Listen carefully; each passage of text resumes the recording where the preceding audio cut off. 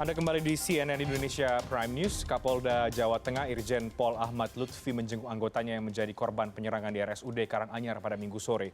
Kedatangan Irjen Pol Ahmad Lutfi tersebut untuk mengetahui kondisi anggotanya yang menjadi korban penyerangan OTK di pos pendakian Cemoro Kandang di Gunung Lawu. Dalam keterangannya, Kapolda menyebut bahwa saat kejadian anggota hendak menggelar kegiatan susur gunung bersama dengan relawan. Namun tiba-tiba pelaku datang dengan membawa sabit menyerang anggota.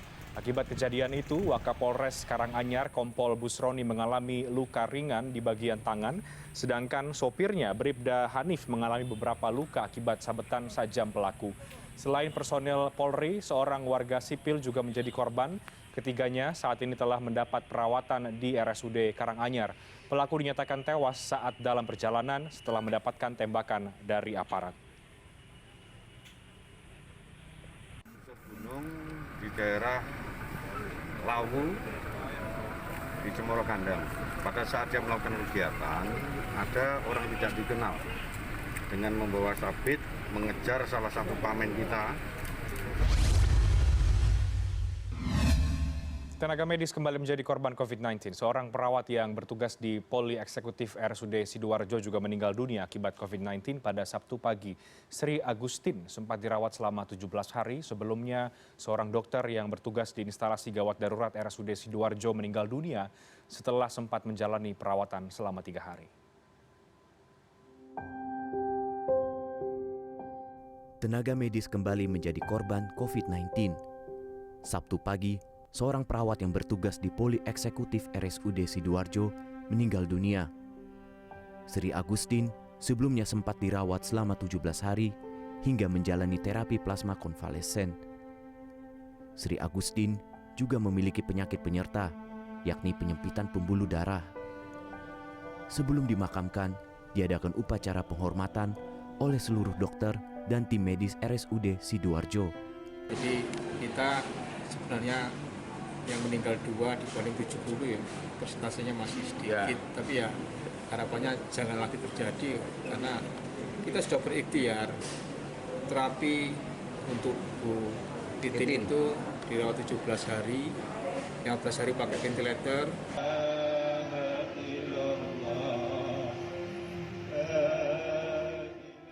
Selain perawat Sri Agustin, sebelumnya seorang dokter yang bertugas di instalasi gawat darurat RSUD Sidoarjo juga meninggal dunia.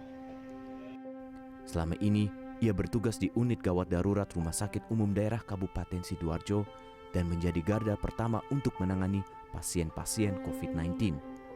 Dr. Gatot diketahui memiliki penyakit penyerta lainnya, yaitu diabetes dan jantung.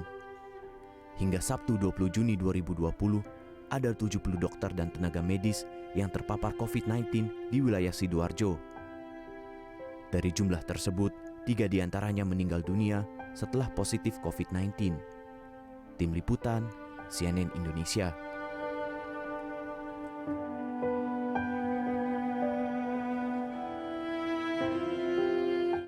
Sementara itu, Jawa Timur pada 20 Juni 2020 kemarin mengantongi rekor tertinggi kasus positif dengan 394 kasus yang baru. Namun demikian, terjadi penurunan pada hari ini sebanyak 91 kasus positif dengan kesembuhan mencapai 125 pasien. Pemerintah pun tetap meminta warga agar mengikuti protokol kesehatan dan menghindari tempat kerumunan agar bisa memutus penyebaran COVID-19.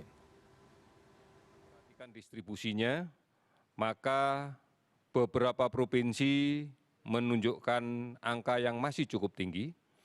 Di antaranya adalah Jawa Timur, hari ini melaporkan 394 positif baru dan 102 sembuh. Kemudian DKI Jakarta 180 orang positif baru dan 122 sembuh. Kasus COVID-19 terus bertambah di berbagai wilayah, namun untuk wilayah Jawa Timur semakin masif tingkat positif COVID-19. Sementara itu tenaga medis di Jawa Timur banyak terpapar virus COVID-19. Tidak hanya itu, rumah sakit mulai tidak bisa menampung pasien. Bagaimana untuk menjawab dan juga tindakan mengatasi ini? Kita akan membahas dengan narasumber yang sudah bergabung dari luar studio tentunya. Ada 3 pada malam hari ini. Kita akan sapa terlebih dahulu adalah Wakil Gubernur Jawa Timur, Emil Elestianto Dardak atau Mas Emil Dardak. Selamat malam Mas Emil.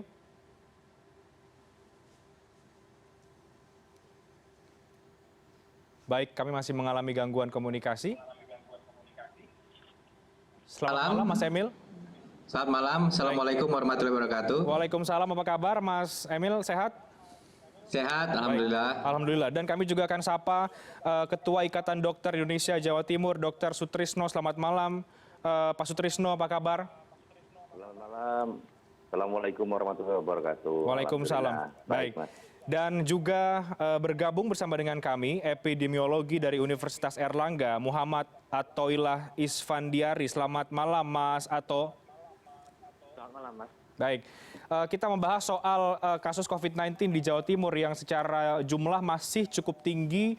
Secara total sudah mencapai angka 9.500-an yang positif. Sementara juga ada kekhawatiran lain soal tenaga medis yang mulai kewalahan dan juga fasilitas kesehatan di sana. Saya mungkin akan langsung ke Wakil Gubernur terlebih dahulu, Mas Emil Dardak. Mas Emil, melihat kondisi di Jawa Timur hari ini ya, tentu perlu disyukuri bahwa hari ini turun cukup drastis, penambahannya hanya 91 kasus dibanding kemarin, Mas Emil, cukup tinggi, 394 kasus. Terkait dengan penambahan jumlah positif COVID-19 di Jawa Timur secara umum atau mungkin di kota Surabaya lebih khususnya, bagaimana kemudian soal tenaga medis yang mulai kewalahan dan juga kesiapan rumah sakit dan juga fasilitas kesehatan di Jawa Timur, Mas Emil, apakah memang belum cukup memadai untuk bisa menghadapi banyaknya penambahan positif COVID-19 di Jawa Timur, Mas? Ya, memang angka yang kita hadapi di Jawa Timur ini relatif tinggi ya, malah kan tinggi sekali gitu. Jadi kami bisa memahami bahwa dengan ketersediaan tenaga kesehatan dan peningkatan yang sebenarnya cukup masif dilakukan untuk kapasitas merawat, ini juga masih berat beban yang ditanggung oleh sistem pelayanan kesehatan kita di Jawa Timur. Apalagi konsentrasi kasus ini terjadi di wilayah Surabaya, Sidoarjo, dan Gresik sebagai wilayah yang disebut Surabaya Raya. Nah, oleh karena itu tentunya kita terus konsisten melakukan peningkatan kapasitas baik di fasilitas existing maupun juga di rumah sakit lapangan seperti yang ada di Rumah Sakit Indrapura. Oke, selain itu kalau kemudian melihat tenaga medis yang juga mulai agak kerepotan ini, Mas Emil, bagaimana dari Pemprov Jawa Timur tindakan-tindakannya apa yang kemudian dilakukan untuk bisa mengatasi kerepotan ini atau penambahan kasus yang juga cukup banyak, sementara di sisi lain tadi Anda juga mengatakan cukup berat sistem kesehatannya untuk bisa menghadapi penambahan jumlah positif yang banyak ini di Jawa Timur? Ya, pertama-tama memang ada konsentrasi kasus juga di beberapa rumah sakit. Sebagai contoh, banyak sekali yang merujuknya ke Rumah Sakit Sutomo. Bahkan kadang rujukan lepas, jadi tahu-tahu datang di IGD. Itu yang disampaikan oleh Direktur Rumah Sakit Sutomo, Pak Dr. Joni. Nah, ini yang harus kita benahi. Salah satunya misalnya di UGD. Ini untuk waktu pendek akan dibatasi hanya 10 bed saja menurut Pak Direktur. 10 bed saja untuk menghindari kemudian terjadi overload yang membahayakan juga bagi tenaga medis yang ada di rumah sakit. Kemudian dalam waktu 3 minggu ini segera ditargetkan selesai membuat sebuah unit untuk menerima rujukan gawat darurat yang ada kaitannya dengan COVID, sehingga terpisah dari yang umum. Inilah yang diharapkan kemudian bisa meningkatkan keamanan bagi seluruh insan yang ada di rumah sakit dan juga tentunya memberikan satu penguatan kapasitas di Rumah Sakit Sutomo sebagai salah satu rujukan utama. Tetapi rumah sakit lapangan pun sekarang sedang akan dibekali dengan tambahan peralatan, sehingga ada kemungkinan pasien-pasien tertentu masih bisa dirawat dan diberikan dukungan penanganan tertentu dari rumah sakit lapangan, dari Rumah Sakit Indrapura. Nah, ini baru 2 contoh, tetapi ada 99 jejaring rumah sakit rujukan sekarang di Jawa Timur. Dan ini mereka terus-menerus kita supply dengan dukungan APD dan juga dengan dukungan alat-alat yang bukan alat medis mungkin ya, alat medis mungkin di jejaring tertentu, tetapi kalau APD kemudian juga apa yang dibutuhkan supplies itu ada perhatian tentunya dari gugus tugas. Oke, dukungan APD, kemudian ada 99 jejaring rumah sakit rujukan dan ada unit gawat darurat khusus yang terkait dengan COVID. Saya ke ID Jawa Timur, Dr. Sutrisno. Dr. Sutrisno, apa yang menjadi konsentrasi atau kekhawatiran dari teman-teman ID Jawa Timur melihat kondisi di Jawa Timur yang jumlahnya masih cukup fluktuatif atau cukup tinggi penambahan kasus COVID-19-nya? Dari ID, apa yang menjadi kekhawatiran sebetulnya? Itu kalau kita lihat bahwa load pasien di terutama rumah sakit rujukan sangat tinggi. Kita mengerti bahwa virus ini mudah sekali menular, sehingga memang ada perlakuan khusus, ada persiapan khusus, ada perlengkapan khusus yang harus dipenuhi oleh tenaga kesehatan yang bekerja di rumah sakit, dan manajemen harus membantu untuk pengadaannya. Ada beberapa hal penting. Kalau load ini terlalu banyak dan tenaga medis dan tenaga kesehatan yang lain banyak terpapar, yang otomatis harus istirahat atau mendapat perawatan, maka lama-lama kualitas pelayanan di rumah sakit itu akan turun. Karena memang tidak bisa memaksakan tenaga kesehatan itu bekerja lebih lama, lebih berat dalam menghadapi kasus pandemi COVID-19 yang istimewa ini. Oleh karena itu, Mas, mungkin ada beberapa poin yang akan kita benahi atau kita sarankan kepada semua pihak, baik kepada dokter sendiri, kepada rumah sakit, ataupun kepada pemerintah dan masyarakat. Ya. Oke, poin-poin itu apa saja, Dok? Ya. Yang pertama adalah meningkatkan pengetahuan tentang COVID-19 bagi semua tenaga kesehatan, termasuk dokter, perawat, dan semuanya ada, termasuk tenaga administrasi. Tenaga administrasi juga rawan juga. Yang kedua adalah disiplin menggunakan APD. Jadi APD itu memang bukan hanya sekedar memakai pakaian, terus melepas pakaian, terus bebas. Bukan. Jadi tahap-tahap memakai, terutama melepaskan APD, itu adalah waktu yang sangat krusial untuk terjadi masalah buat dokter, terutama penularan. Terus yang ketiga adalah beban kerja. Jadi memang manajemen rumah sakit itu harus mengatur bahwa beban kerja saat pandemi ini beda saat tidak pandemi. Jadi harus lebih singkat. Orang menggunakan APD itu berat sekali. Jadi tidak ringan, berat gitu ya buat para pemakai APD-nya. Kemudian yang keempat adalah tentu ketersediaan APD. Ini kami memanggil pemerintah, memanggil semua masyarakat, memanggil siapapun, pihak swasta, pihak manapun, tolong bantu fasilitas kesehatan untuk APD. Karena APD tidak ada batasnya. Semakin banyak pasien, semakin banyak APD yang digunakan. Dan yang kelima, ini penting Mas, yang kelima adalah tolong Vaskes menyediakan screening rutin buat tenaga kesehatan. Jadi harus rutin di screening. Dan tentu saja kalau memang positif, tolong Vaskes membantu, rumah sakit membantu fasilitas isolasi. Ini paling penting. Ya. Baik. Dokter, sudah seberapa kewalahan sebetulnya ketika teman-teman di ID Jatim atau rekan-rekan dokter atau tenaga medis di sana menghadapi wabah COVID-19 dengan jumlah positif yang cukup banyak jumlahnya penambahannya di Jawa Timur. Kami tahu bahwa memang ini menjadi tugas dan juga tugas dari pengabdian seorang dokter. Tapi melihat kondisi ini, seberapa kewalahannya yang dihadapi oleh rekan-rekan tenaga medis, Dok? Jadi dokter itu adalah suatu profesi yang merupakan panggilan. Di situ ada pengetahuan, di situ ada etika, dan itu ada regulasi-regulasi yang lain. Jadi apapun kondisinya dokter akan tetap bekerja dengan bagus. Namun tentu bahwa di dalam lingkungan pekerjaan yang seperti sekarang ini memerlukan persyaratan khusus. Rumah sakit rujukan seperti yang disampaikan oleh Pak Wagub tadi, terutama di wilayah Surabaya Raya, itu memang berat. Jadi penambahan ruang isolasi, bahkan ruang isolasi yang biasa saja, itu sekarang sudah semakin penuh oleh pasien. Bahkan sampai siang hari ini saya mendapat laporan dari sejawat yang menjadi tim relawan kita untuk masalah ini, mengatakan semua bed di tempat rujukan utama di Surabaya ini penuh. Jadi sungguh-sungguh kewalahan sebenarnya. Sehingga kalau kami mendorong untuk masyarakat bahwa kalau ingin memahami COVID-19, jangan di masyarakat, jangan di jalan-jalan, jangan di mal, tetapi datanglah ke rumah sakit dan IGD. Di situ ada dan bisa dilihat. Nanti soal itu kita akan tanyakan juga ke Pak Wagub, Mas Emil Dardak, termasuk juga soal Vaskes screening tadi. Tapi sebelum itu saya ingin ke Mas Ato dulu, Pak Ato dulu.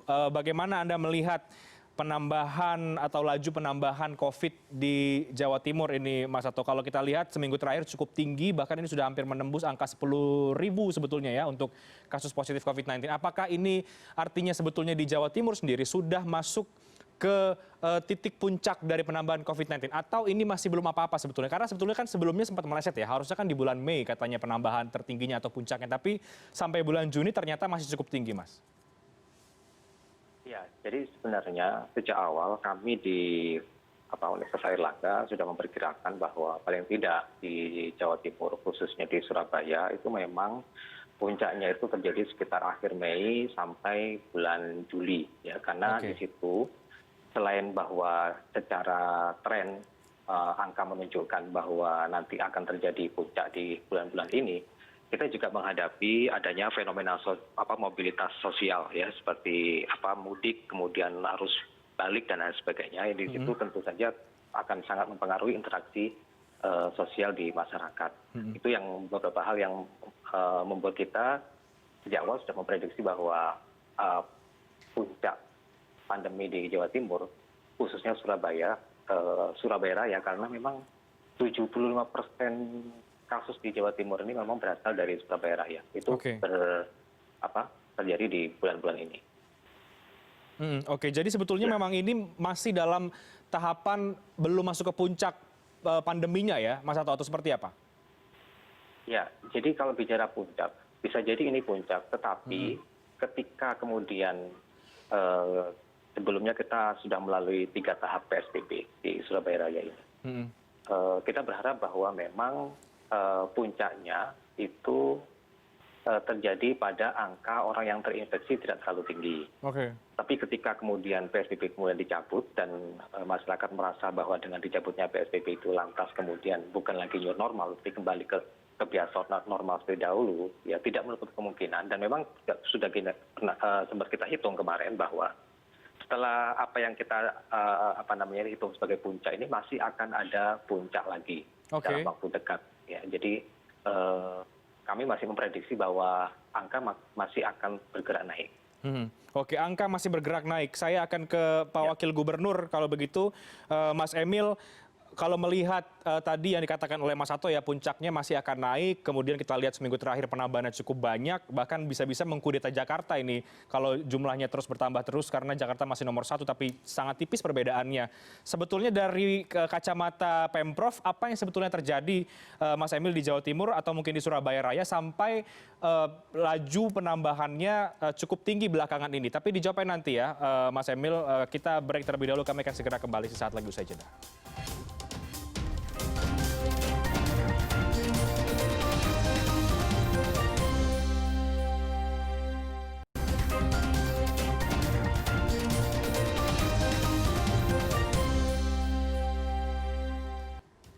Anda kembali di CNN Indonesia Prime News. Saya masih bersama dengan Wakil Gubernur Jawa Timur, Mas Emil Dardak. Ada Ketua Ikatan Dokter Indonesia Jawa Timur, Dr. Sutrisno, dan juga pakar epidemiologi dari Universitas Airlangga, Mas Muhammad Athoillah Isfandiari. Saya langsung ke Wakil Gubernur lagi. Mas Emil, tadi kalau kita lihat pemaparan juga atau penjelasan dari Mas Atho dan juga apa yang disampaikan oleh dari ID Jawa Timur, kemudian kita ingin tahu juga sebetulnya bagaimana dari kacamata Pemprov Jawa Timur soal penambahan atau laju penambahan positif COVID-19 di Jawa Timur yang memang masih sangat tinggi. Apa yang sebetulnya terjadi, Mas Emil?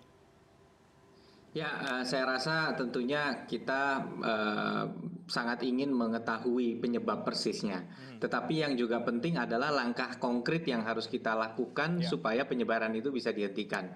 Saya pikir puncak itu penting. Tapi saya punya prinsip seperti mendaki gunung. Kita belum akan bisa sampai ke puncak kalau belum bisa lihat ke bawah sebenarnya gitu. Artinya selama kita belum bisa melihat sisi bawah yang lain, ya kita belum di puncak. Artinya saya rasa nggak bisa kita menerka-nerka bahwa ini sudah puncak atau belum. Kita harus selalu bersiap dan mencoba berharap dan mengusahakan supaya puncaknya tidak setinggi itu. Artinya melandaikan kurva itu menjadi penting. Nah, kenapa kemudian mungkin langkah-langkah konkret kita ini memang terbagi menjadi 2 level. Artinya dari sisi preventif dan dari sisi kuratif. Kasarnya begitu. Nah, ini ada beberapa langkah yang sebenarnya dilakukan. Sebagai contoh, di awal Juni ini, Kepala Dinas Kesehatan Provinsi sudah memberikan instruksi kepada Kepala Dinas Kesehatan Kabupaten Kota untuk segera melakukan pengawalan terhadap warga-warga yang datanya sudah diberikan oleh BPJS Kesehatan. Nah, data ini adalah data warga yang merupakan pasien yang datanya ada di BPJS Kesehatan dengan potensi komorbid. Nah, harapan kita supaya mereka yang punya komorbid ini bisa mendapatkan extra attention, mereka jangan engage dengan aktivitas yang beresiko tertular COVID-19. Nah, ini harus dilaporkan. Dari 38 kita masih kejar. Mungkin sekarang sudah, tapi saat surat itu keluar masih ada 6 daerah yang belum menandatangani perjanjian kerjasama dengan BPJS Kesehatan. Nah, inilah yang kita ingin, bagaimana caranya mengurangi flow pasien dengan komorbid ke fasilitas kesehatan. Karena pertama risikonya tinggi bagi pasien tersebut, dan kedua juga tentunya kita ingin menyadari keterbatasan dari fasilitas medis kita gitu. Jadi tentunya upaya kita mengurangi arus pasien ke rumah sakit merupakan salah satu langkah kita untuk menjaga benteng pertahanan terakhir kita, yaitu rumah sakit tersebut. Oke.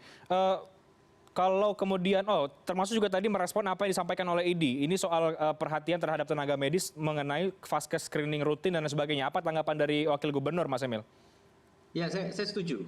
Kita bersyukur bahwa kapasitas testing kita sudah meningkat pesat saat ini, sehingga memang kita bisa melakukan bukan hanya rapid test, tapi justru mungkin PCR begitu. Nah, cuman yang tidak kalah penting memang, sebagaimana disampaikan oleh ID, waktu itu kita sempat memang melakukan sebuah conference call dengan seluruh rumah sakit se-Jawa Timur, dengan Dirjen Yankes dan dengan para pakar dari berbagai daerah di Indonesia juga bersama-sama. Memang betul seperti kata Pak Dr. Sutrisno tadi, bahwa harus ada kehati-hatian juga, karena kadang-kadang terjadinya pada saat melepas APD misalnya, itu sangat rawan itu. Maka kami setuju dengan Dr. Sutrisno, beban kerja jamnya ini nggak boleh terlalu panjang. Ini bukan kerja biasa, yang harus dilindungi bukan hanya pasiennya tapi dirinya sendiri. Nah, keawasan atau kesiagaan ini manusia punya time span yang sangat terbatas. Nah, tadi kami konfirmasi ke Saiful Anwar dan Sutomo sebagai 2 rumah sakit yang dikelola provinsi, memang sudah menerapkan pembatasan jam kepada residen. Tetapi karena residen ini juga melapor kepada kepala prodinya atau kepada dari sisi FK-nya, kita koordinasi juga dengan Fakultas Kesehatan yang mengampu agar ada pencocokan beban kerja terhadap residen tadi. Dan terkait alat pelindung diri, kami pada prinsipnya semua hal ya, masukan-masukan itu kita prinsipnya bukan hanya ngecek benar atau enggak, tapi continuous improvement, pembenahan yang berkelanjutan. Artinya tadi kita cek memang bahwa sebenarnya untuk mengambil APD itu ada logbook dan ada tanda tangan. Jadi kalau sampai APD itu kurang, pasti ada catatannya, bisa kelihatan di situ bahwa APD-nya tidak terdistribusi sesuai beban kerjanya. Nah, inilah yang kemudian disampaikan bagaimana caranya supaya kita bisa menghindari atau meminimalisir resiko adanya keterbatasan APD. Nah, ini terus ada pembenahan berkelanjutan, bahkan saat ini misalnya di Rumah Sakit Sutomo juga mereka dalam 2 minggu ini sedang melakukan rekonfigurasi sehingga lebih memperbanyak high care unit. Karena kan ada intensive care, ada high care, ada low care unit. Nah, low care unit inilah yang sebenarnya banyak menampung pasien saat ini di Rumah Sakit Sutomo misalnya. Ada 240-an pasien di Rumah Sakit Sutomo, tetapi sekitar 120 lebih 130 itu di low care. Dan di low care ini juga ternyata terjadi kasus-kasus kematian. Maka saat ini sudah dipersiapkan peningkatan kapasitas high care. Ya, kapasitas high care ini akan membuat lebih dari 200 unit capacity high care di Sutomo secara kumulatif dengan yang sebelumnya. Nah, yang low care ini mungkin akan digunakan sebagai tempat transit kepada pasien yang sudah gejala klinisnya membaik, mereka bisa kemudian ditransfer dulu ke situ. Sehingga ruangan-ruangan yang high care yang harus difokuskan ke pasien yang kondisi klinisnya relatif buruk akan bisa masuk. Nah, pembenahan berkelanjutan inilah yang terus kita lakukan, prinsip kita. Jadi kita melihat bahwa kasus naik, yang kita lakukan continuous improvement. Dibenahi terus, kira-kira begitu. Dan kita terus berkonsultasi dengan Kementerian Kesehatan, karena mereka juga bertanya-tanya, kira-kira apa yang tidak dilakukan Jawa Timur, yang dilakukan oleh DKI atau Jabar misalnya. Dan ternyata sebenarnya sudah dilakukan semua. Nah, maka kita terus membenahi gitu. Oke, saya ke Dr. Sutrisno. Dokter, silakan, ada yang ingin ditanggapi?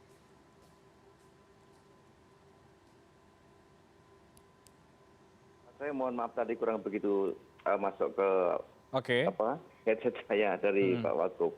Tapi prinsipnya apa yang disampaikan oleh beliau, saya bisa memahami dan saya terima kasih untuk beberapa hal. Yang jelas bahwa dukungan pemerintah di dalam poin-poin yang sudah saya sampaikan itu sangat sangat besar tentunya dalam hal ini. Dan sekali lagi bahwa tentang pengaturan jam kerja tenaga medis itu sangat penting. Tenaga medis yang mempunyai komorbid, saya minta untuk sementara Paskes itu memberikan dispensasi untuk tidak melayani pasien-pasien yang berat.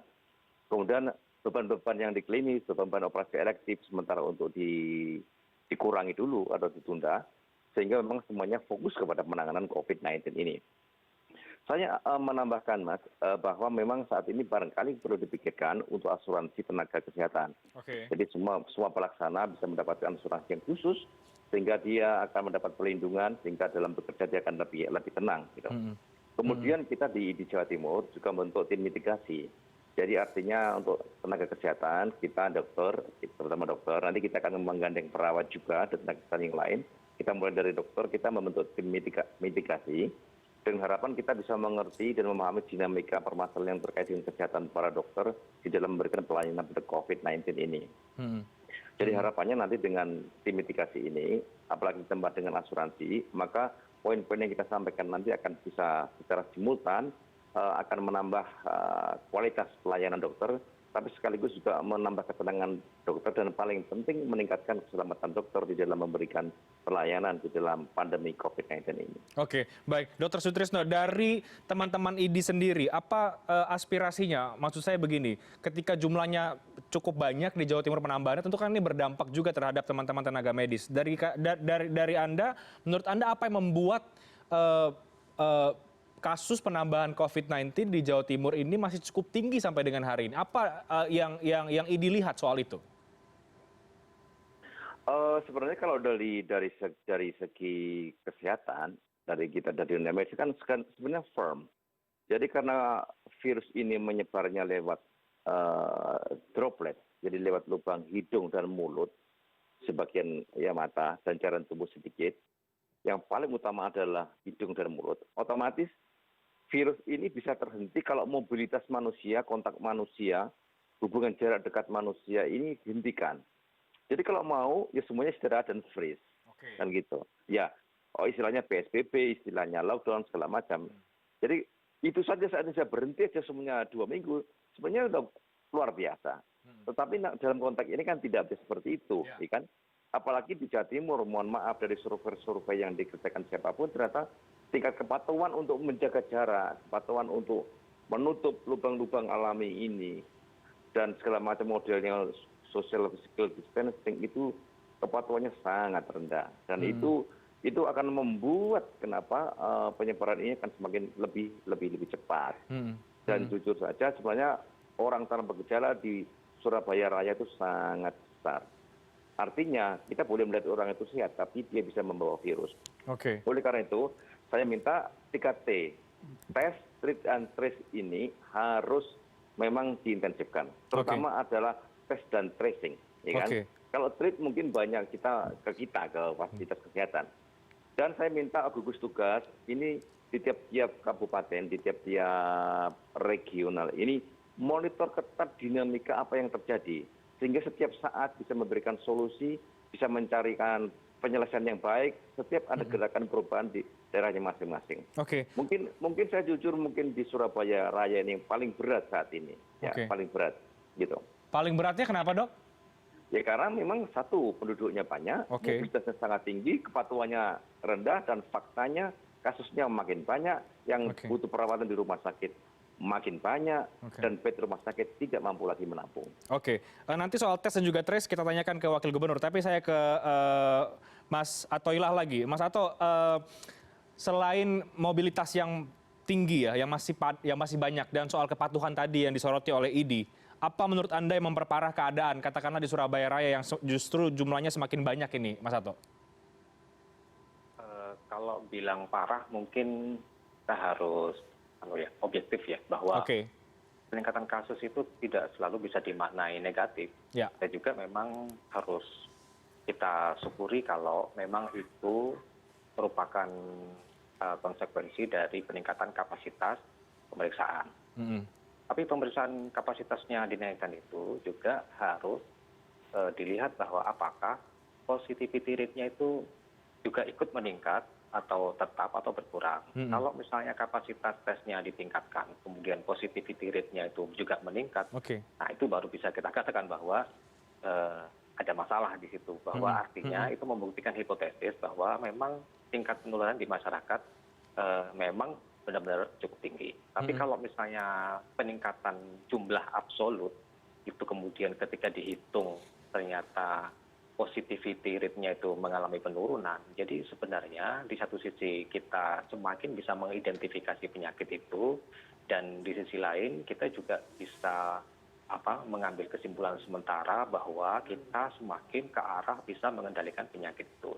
Contohnya misalnya di Surabaya sendiri, selama 4 hari terakhir ini sebenarnya kalau kita bilang angka reproduksi efektif ya yang menjadi acuan tingkat penularan COVID-19 di Surabaya ini sebenarnya relatif bagus. Artinya sudah 4 hari ini di bawah 1. Di bawah 1 ya. Oke. Ya, antara 0,8 atau 0,9. Walaupun memang validitas data itu juga menjadi penting. Tetapi ini menjadi satu hal yang harus kita syukuri. Bila ke depan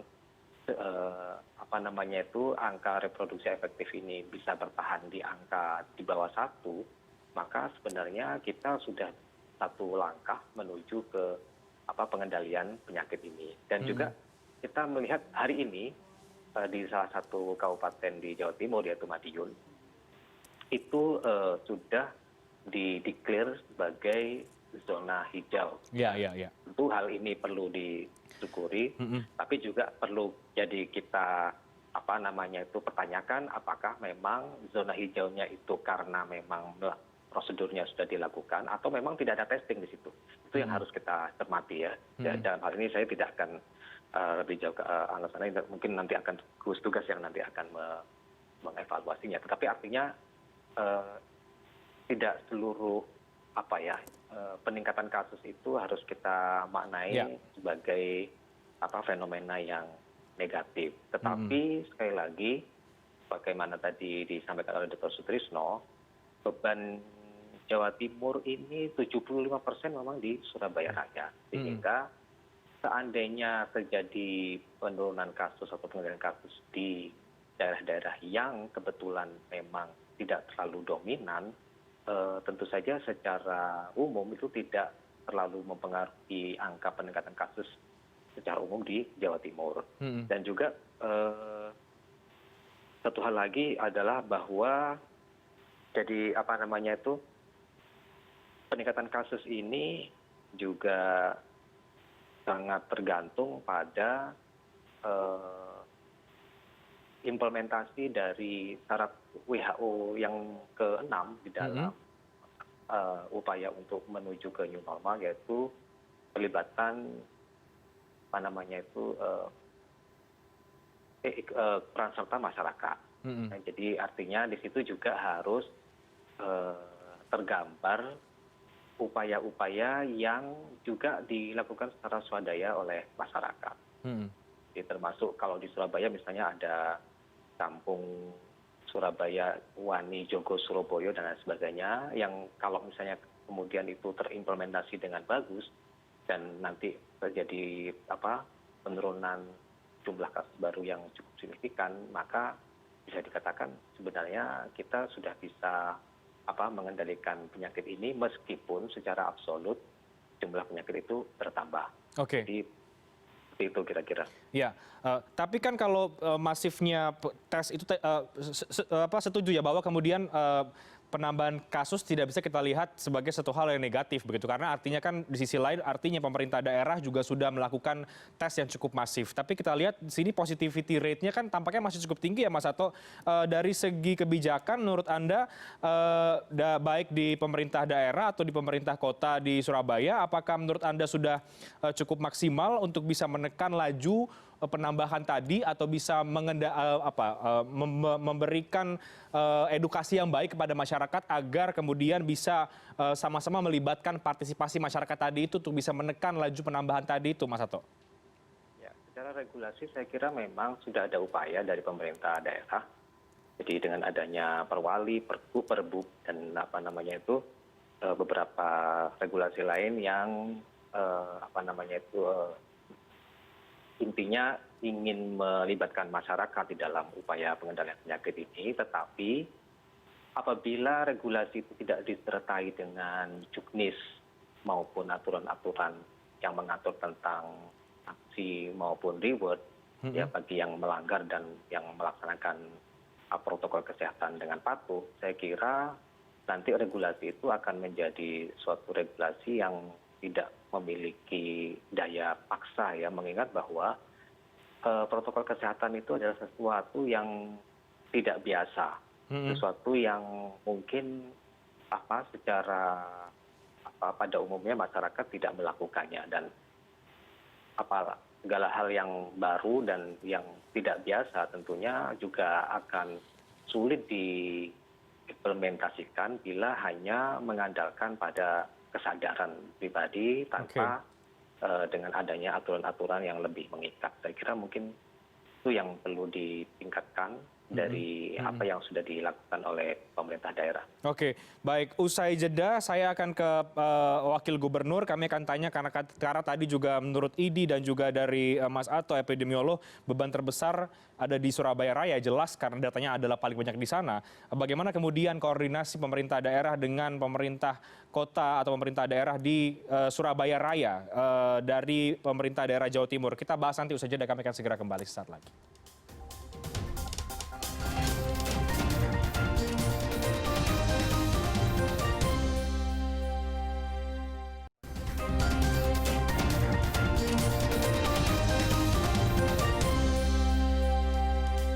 Baik, Anda kembali bersama kami di Prime News. Kita masih membahas wilayah atau daerah Jawa Timur yang sampai dengan saat ini masih cukup tinggi penambahan jumlah kasusnya. Tadi sudah kita banyak bahas penyebab, kemudian tidak bisa juga kita melihat penambahan kasus atau penambahan positif ini adalah hal yang negatif, karena juga di sisi yang lain artinya pemerintah daerah bekerja cukup keras untuk bisa melakukan tracing dan juga tes yang tadi dikatakan oleh IDI menjadi sangat penting, tes dan juga trace tadi ini. Tapi 75% dari yang sudah kita bahas dari tadi memang ada di Surabaya Raya untuk bisa kasus positif COVID-19 di Jawa Timur. Saya ke Mas Emil, kalau begitu Mas Emil melihat jumlah yang cukup banyak di Surabaya Raya ini atau di kota Surabaya.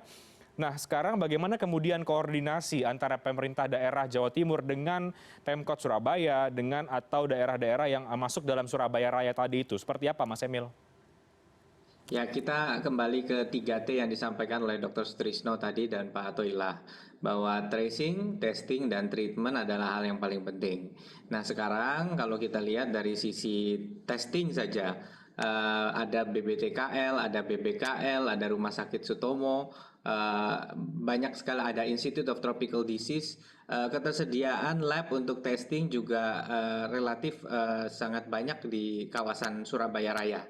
Ya, begitu pula keberadaan Rumah Sakit Sutomo, Menur, Rumah Sakit Haji, yang juga di Rumah Sakit Lapangan di Indrapura. Artinya bahwa kita berperan bersama-sama begitu ya, dengan pemerintah Kota Surabaya, pemerintah Kabupaten Gresik, pemerintah Kabupaten Sidoarjo. Jadi kalau dalam konsep ini memang tentunya secara alami tentu ada koordinasi ya. Artinya karena kita secara geografis lokasi ada di Surabaya ini, fasilitas yang mendukung tracing, testing, dan treatment tadi. Itu satu. Nah, tetapi kemudian ada lagi kaitan dengan promotif dan preventif.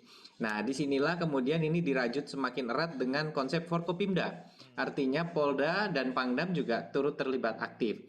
Nah, disinilah makanya Pak Pangdam dan Pak Kapolda menekankan pada saat PSBB Surabaya Raya akan dihentikan, itu sebenarnya adalah pergantian, penyesuaian dari PSBB mungkin ya, ini istilah yang saya suka pinjam dari Gus Han, ini kawan saya, seorang pakar kesehatan juga, PSBB, pembatasan sosial berbasis protokol. Ya, jadi artinya apa? Bahwasanya ada peraturan baru yang tadi disampaikan oleh Pak Atoilah juga, yaitu peraturan mengenai protokol kesehatan. Nah, ini bukan hanya protokol saja yang diperlukan, tetapi resources, komitmen sumber daya. Nah, disinilah kami terus memberikan dorongan kepada bupati dan wali kota di Jawa Timur termasuk di Surabaya Raya bahwa kita harus serius mengalokasikan anggaran dan personil kita. Ya, jadi Satpol PP misalnya, penegakan perda itu adalah ranah Satpol PP. Nah, Satpol PP Jawa Timur, seprovinsi Jawa Timur personilnya 190-an orang. Maka kita hanya membina, tetapi yang ada di garda terdepan ini bersama-sama. Nah, kami komunikasi patroli bersama, komposisinya misalnya 10% dari yang patroli itu dari provinsi, 90% itu dari gabungan Pol PP Kota, Pol PP Kabupaten, kemudian tadi dari Pangdam atau Kapolda turun ke Kapolres, ke Kapolsek, sampai Babin Kaptipmas, itu berjalan semuanya. Nah, tapi yang tidak kalah penting tadi seperti kata Pak Atoila adalah civil society role, ya. Jadi ketua RT, ketua RW, lurah itu penting sekali perannya. Karena kalau nggak membangun satu konsep ketahanan lingkungan, saya suka pakai analogi ini. Orang bilang, Pak, kenapa Polda nggak melakukan tindakan kepada pelanggaran di sini? Kenapa Satpol PP tidak? Ya, pertanyaannya sebenarnya di PSBB tahap 1 sudah ada 15.000 kurang lebih sekitar 15.000 tindakan. Banyak. Tetapi saya kasih analogi, kenapa kita masih ketemu orang kalau naik motor nggak pakai helm? Apakah karena memang dia tidak ditilang? Bukan, karena dia tidak ketemu polisi. Nah, ini tidak mungkin kita menyebar personil. Ya, kita uji petik waktu itu di Kecamatan Krian misalnya, kapasitas Kapolseknya cuma 40-an, nggak mungkin mengcover seluruh kecamatan itu. Maka peran dari lurah, RT RW inilah yang juga didorong oleh bupati wali kota, karena mereka punya akses kepada lurah dan kepada bupati dan wali kota. Dan provinsi memberikan dorongan dukungan tadi, bagaimana misalnya treatment, testing itu juga ada support. Kira-kira begitu sinergi kita. Baik, Mas Emil, tentu sinergi yang perlu kita apresiasi antara daerah dengan kota di Jawa Timur. Terbaru kami juga tahu, Mas Emil, ada kemudian perbedaan soal data lagi antara Pemprov Jatim dengan Pemkot Surabaya ini. Sebetulnya apa yang terjadi, Mas Emil? Ya, begini, sebenarnya angka-angka itu diperoleh dari fasilitas kesehatan. Ya, jadi dari fasilitas kesehatan mereka melaporkan ini yang kami tes, Pak. Kan alat unit tesnya kan ada tuh semua ya kan. Apakah mobile PCR, apakah di lab-lab ya. Nah, memang begitu biasanya tiap hari mereka cocokkan. Maka kadang-kadang ada yang statusnya belum terkonfirmasi misalnya gitu. Itu karena masih dipastikan dulu. Kenapa? Karena memang misalnya dalam konteks Pemkot Surabaya, mereka pengen memastikan apakah domisilinya di Surabaya atau KTP-nya di Surabaya gitu ya. Mereka ingin pastikan. Nah, menurut saya ini dinamika yang tentunya selesai dengan komunikasi, ya. Selesai dengan komunikasi. Karena apa? Siapapun dia itu saudara kita yang perlu perawatan. Ya mungkin Pemkot Surabaya juga ingin memastikan betul nggak ini adalah domisili di Surabaya. Karena memang inilah esensinya, Surabaya ini rumah kita semua. Banyak orang yang punya rumah kedua di Surabaya gitu. Tapi dia juga punya rumah di mana. Dia lebih sering di mana. Ini sangat sulit. Ada yang ngekos di Surabaya.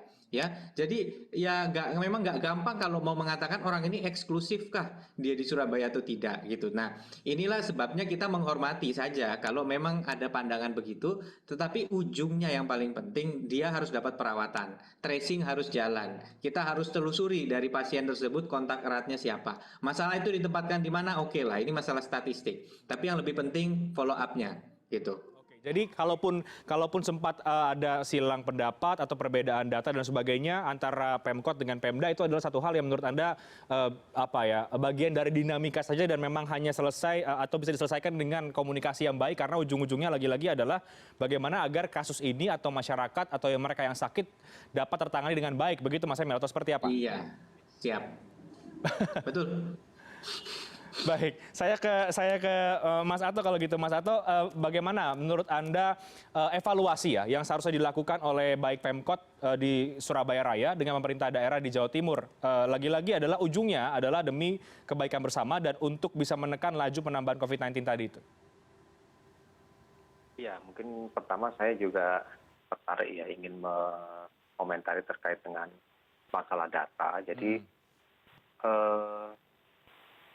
beberapa teman baik itu di provinsi maupun di kota juga sering curhat gitu pada kami selaku akademisi yang mungkin juga dianggap bisa lebih secara objektif memberikan opini akademis terkait dan hal ini. Pada prinsipnya saya setuju dengan apa yang disampaikan oleh Pak Emil bahwa memang dinamika data ini sangat tinggi dan tak jarang teman-teman itu juga bekerja sampai malam ya, sampai jam 8 malam baru pulang dari kantor hanya untuk kemudian mensinkronkan data itu. Memang satu hal ya yang menjadi kelemahan mungkin yang juga ingin saya usulkan juga adalah bahwa sistem IT-nya yang saya kira perlu lebih diintegrasikan sehingga mungkin akan lebih meminimalisir perbedaan data ini. Tetapi saya setuju bahwa apa yang tadi disampaikan oleh Pak Emil bahwa pada akhirnya yang penting siapapun yang terdeteksi, teridentifikasi sebagai pasien confirm, yang penting mendapatkan pelayanan yang baik-baiknya. Itu yang pertama. Terus yang kedua, terkait dengan upaya yang harus dilakukan, karena begini ya, bahwa beban teman-teman di pelayanan kesehatan di Surabaya terutama karena memang menjadi pusat atau yang mewarnai dari COVID-19 di Jawa Timur ini adalah bahwa mungkin kita juga bisa meniru pola-pola yang dilakukan oleh negara-negara yang lain di mana ada semacam pendistribusian nakes-nakes yang dari daerah-daerah yang bebannya relatif tidak terlalu berat, kemudian diperbantukan ke misalnya seperti di Jawa Timur ini ke Surabaya Raya atau Kediri dan Lamongan, yang 5 daerah ini adalah daerah yang cukup tinggi insiden COVID-19-nya. Jadi ada beberapa daerah-daerah itu yang memang bebannya tidak terlalu berat. Nah ini mungkin bisa diadopsi untuk membantu meringankan beban teman-teman nakes di Surabaya sehingga beban kerjanya lebih ringan, sehingga lebih optimal di dalam memberikan pelayanan. Karena kita harus ingat bahwa pelayanan kesehatan untuk COVID-19 ini ada 2 dimensi, yaitu fasilitas dan sumber daya manusia. Kalau saya lihat di Surabaya sendiri, fasilitas saya kira sudah cukup ya, walaupun memang di awal bulan sempat terjadi penumpukan kasus juga sebenarnya. Tapi artinya ya relatif lebih ringan permasalahannya bila dibanding dengan permasalahan sumber daya manusia. Nah, kemudian artinya distribusi ini juga mungkin juga saya agak sedikit istilahnya memberikan penekanan bahwa dalam hal ini bukan hanya dokter yang merasakan beban berat, tapi juga terutama adalah perawat. Karena lebih dari 60% dari nakes di Jawa Timur yang terdampak, yang terinfeksi COVID-19 dan yang meninggal, itu justru perawat. Memang dokter tinggi, ya, tapi saya kira yang kemudian bebannya juga tidak kalah berat, bahkan mungkin lebih berat, ya, itu adalah perawat. Dan ini juga distribusi nakes yang saya maksudkan di sini juga terkait dengan perawat, tenaga perawat itu. Mungkin itu yang bisa dipikirkan di dalam upaya untuk meringankan beban Jawa Timur mengangkat COVID-19 ini. Oke, jadi wilayah-wilayah yang dianggap cukup aman sebetulnya bisa dialokasikan begitu ya, dokternya atau tenaga kesehatannya untuk ke Surabaya Raya. Begitu maksud Anda ya, Mas Sato ya? Iya, kira-kira demikian. Karena memang kalau kita lihat memang di beberapa rumah sakit rujukan di Surabaya, justru yang menjadi masalah kedua setelah fasilitas kesehatan yang itu memang ditambah ya kapasitasnya. Kita juga punya rumah sakit darurat, tetapi yang ada di rumah sakit darurat itu dokternya terbatas, diambil dari dokter-dokter dari puskesmas. Nah, dokter-dokter puskesmas di Surabaya itu harus menangani baik itu yang di rumah sakit darurat, kemudian di hotel-hotel yang menampung pasien-pasien ODP dan PDP, kemudian belum lagi ke tempat-tempat yang lain. Dan itu dibagi menjadi 3 shift. Dan itu saya kira beban yang sangat berat, terutama bagi teman-teman di puskesmas di Surabaya. Nah ini kalau misalnya kemudian bisa kurangi bebannya, saya kira penanganan kasus COVID-19 di Surabaya ini akan jauh lebih baik. Oke, saya ke Dr. Sutrisno.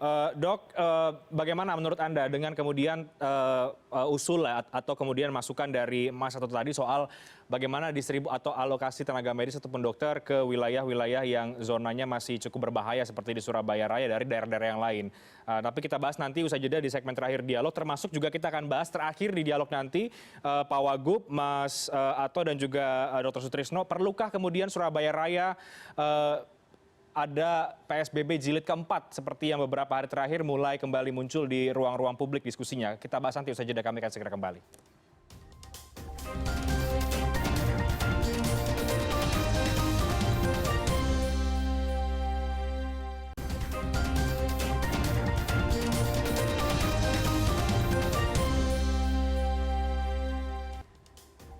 Baik, kita kembali di Prime News segmen terakhir dialog dan juga diskusi kita pada malam hari ini. Saya langsung ke Dr. Sutrisno, ID Jawa Timur. Dok, tadi tanggapan sedikit soal kemudian alokasi dari tenaga medis di daerah lain yang cukup aman ke Surabaya Raya, termasuk juga soal wacana ataupun ada wacana di publik soal PSBB jilid 4 di Surabaya Raya. Perlu tidak, Dok, menurut Anda?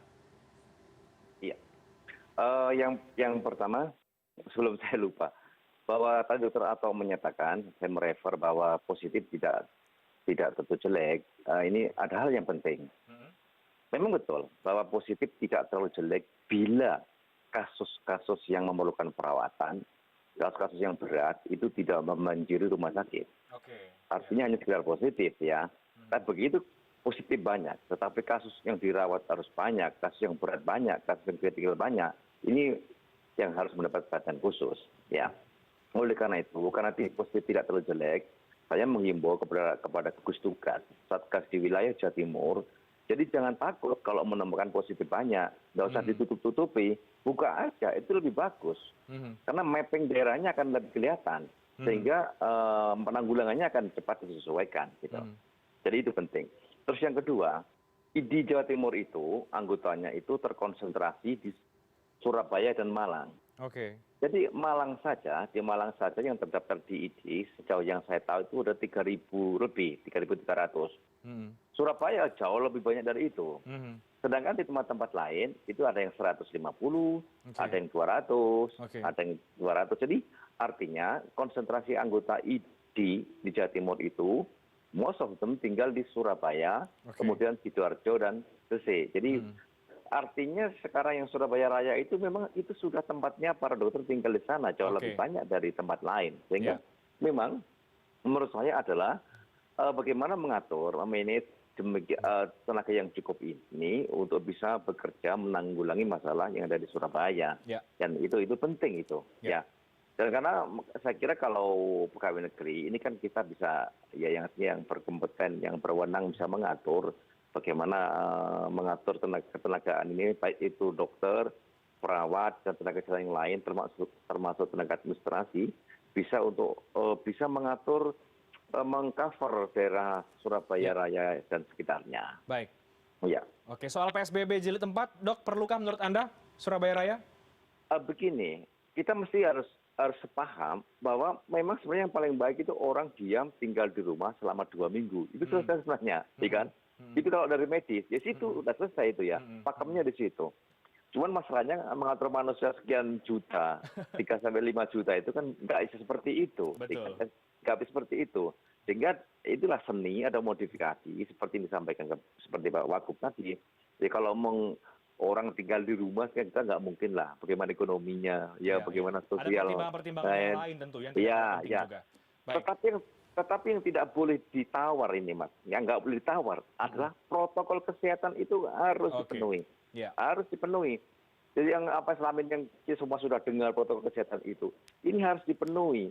Jadi kalau PSBB tinggal di rumah, kalau nggak bisa, kalau bisa lebih bagus, kalau nggak bisa, protokol kesehatan tidak boleh ditawar, itu harus dipenuhi, gitu ya. Itu yang paling penting. Baik.